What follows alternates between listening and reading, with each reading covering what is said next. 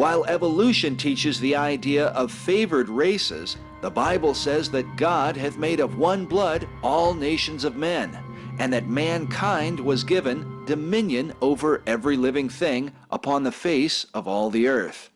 The Lord said to Noah, Surely your blood of your lives will I require. At the hand of every beast will I require it, and at the hand of man. At the hand of every man's brother will I require the life of man. Whoso sheddeth man's blood, by man shall his blood be shed, for in the image of God made he man. But if God did not create men, under what authority should a man's person be protected?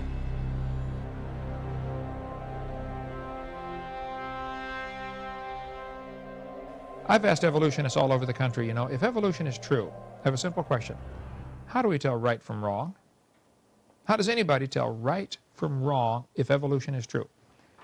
A simple fact is you can't tell right from wrong. There's no such thing as right or wrong if evolution is true. Might makes right. Whoever's the strongest, they get their way. The biggest lion gets the zebra. And that's kind of the way evolution theory ends up. The bottom line is there's no standard for right and wrong, no moral base whatsoever. And I think the theory is not only dumb, I think it's very dangerous.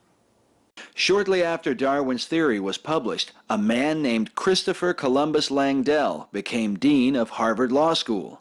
Langdell believed wholeheartedly in Charles Darwin's theory of evolution. He also believed that as man evolved, his laws must also evolve. Langdell introduced the now famous case law method into the American legal system. In his book on the history of American education, author and researcher Von Schatzer writes that case law basically means judges would interpret the U.S. Constitution and Bill of Rights as they believed it should be interpreted, not necessarily in accordance with the intent of the Founding Fathers. In case law, should the judge or judges not believe in God or the Bible, Christian principles or values would not be used. If judges did not believe abortion was murder, they ruled accordingly. If judges did not believe homosexuality was wrong, they ruled accordingly. Sir William Blackstone's famous commentaries on the law were used for about 160 years by American lawyers, courts, U.S. Senate, and law schools to settle disputes, to define words, and to examine procedure. Thomas Jefferson once stated that the influence of Blackstone's commentaries on law was so strong on American lawyers they were used with the same dedication and reverence that Muslims use the Quran. But in the 1930s, Blackstone's commentaries that were based on biblical principles were discarded in favor of the evolutionary case law method. The first major decision the courts made using the case law method was in 1962, the removal of prayer from schools. The Supreme Court reached decisions in 1962 and 1963 that declared prayer and the reading of Bible verses in public schools to be unconstitutional. This is ironic when one considers that the American school system was originally established for the purpose of teaching the Bible to all Americans. Perhaps the chief reason every American child learns to read can be traced to an early American law known as the Old Deluder Satan Act, established in 1647. The law began with the words, "It being one chief object of that old deluder Satan, to keep men from the knowledge of the Scriptures as in former times. For this reason, the law stated that children must learn to read and write so they would be able to read the Bible for themselves and avoid the errors of the Dark Ages." Many researchers today consider it of great significance that the 1960s brought an end to an American standard in education that stood for more than 300 years. In the early 60s, in 63, prayer was taken out of our schools. And right then, from 1963 on, is when we saw a great rise in sexually transmitted diseases, illegal drug use, child abuse, premarital sex. I mean, just all kinds of moral indicators began to fall. The world began, America particularly, began to fall apart in the early 1960s morally. I think largely because of the introduction of this evolution theory into our textbooks, which says There's no God. There's no way to determine right from wrong.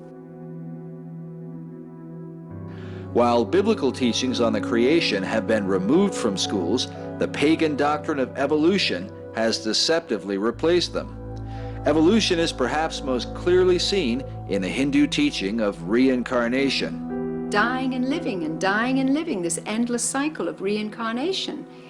This is the basis of Hindu Eastern mystical thinking, evolution, that there was death that came into the world. Now, God says that He created a perfect world. A perfect world, there was no death. According to the Bible, death entered the world through Adam when he sinned with Eve in the garden. Prior to Adam's sin, there was no death. Sin brought in death, and God killed the first, possibly lamb. The animal sacrifice, the first animal sacrifice, was committed by God Himself, who covered the sinners with a covering for sin.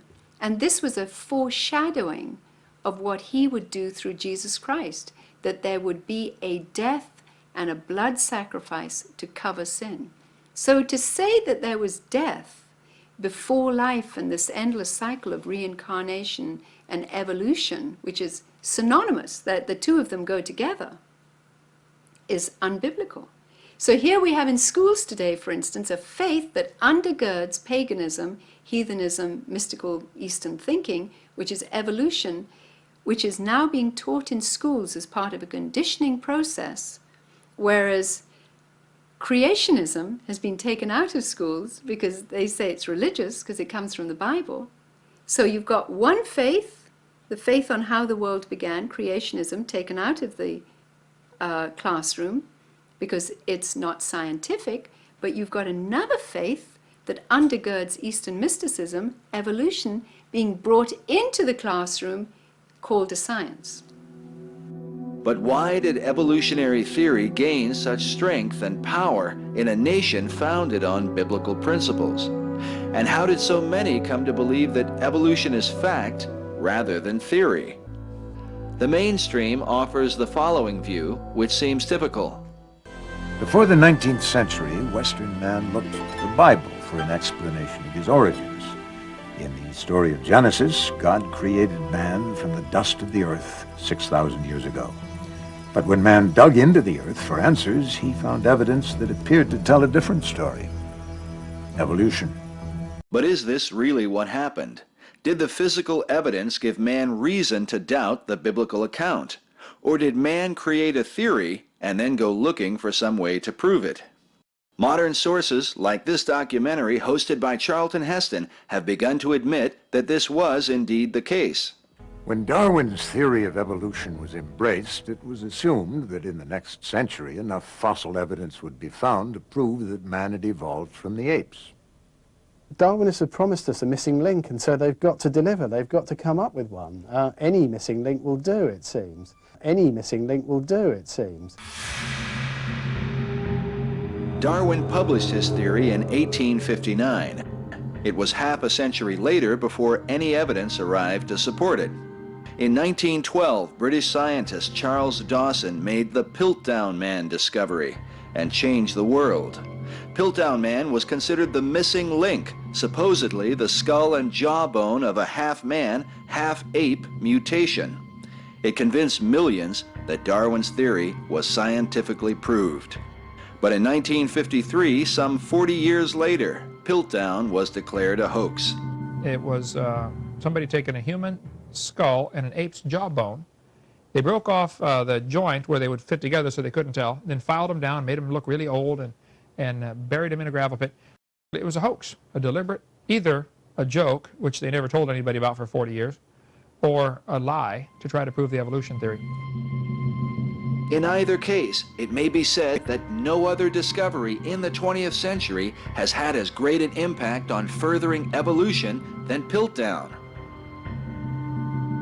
Stephen Jay Gould writes that Piltdown absorbed the professional attention of many fine scientists. It led millions of people astray for 40 years. Researcher Richard Harder reports that more than 500 articles and memoirs were written on the Piltdown finds before the hoax was exposed. Likewise, articles in encyclopedias and sections in textbooks and popular books of science, an immense amount of derivative work. For many years, the Piltdown finds were a significant percentage of the fossils which were used to reconstruct human ancestry. In his book, The Piltdown Forgery, J.S. Weiner remarks that this ill-begotten form of primitive man received nearly as much attention as all the legitimate specimens in the fossil record put together. Yet once the hoax was exposed, the scientific community failed to repent of its error. The damage had already been done, and a generation of evolutionary thought had been born. Dawson himself never lived to be exposed. He died shortly after his famous discovery in 1916. While controversy over the hoax continues, today the BBC refers to Dawson as the Piltdown Faker. They write that of his discoveries, at least 38 are fakes. The only suspect in these frauds is Charles Dawson himself, the same man who uncovered the remains of Eanthropus dawsoni, the Piltdown man. BBC concludes that for Charles Dawson, Piltdown was not a one-off hoax, more the culmination of a life's work. Yet Dawson did not act alone. His partner in the Piltdown affair was a young paleontologist and Roman Catholic Jesuit priest named Pierre Teilhard du Chardin. I tend to believe in a Catholic priest named Pierre de Chardin was involved in this also, and he really pushed evolution on the Catholic Church because he said, oh, we got proof, we got this half man, half monkey. After Dawson's death, Teilhard would become heir to the find of the century and may be the man most responsible for the normalization of evolutionary thinking in Western culture today.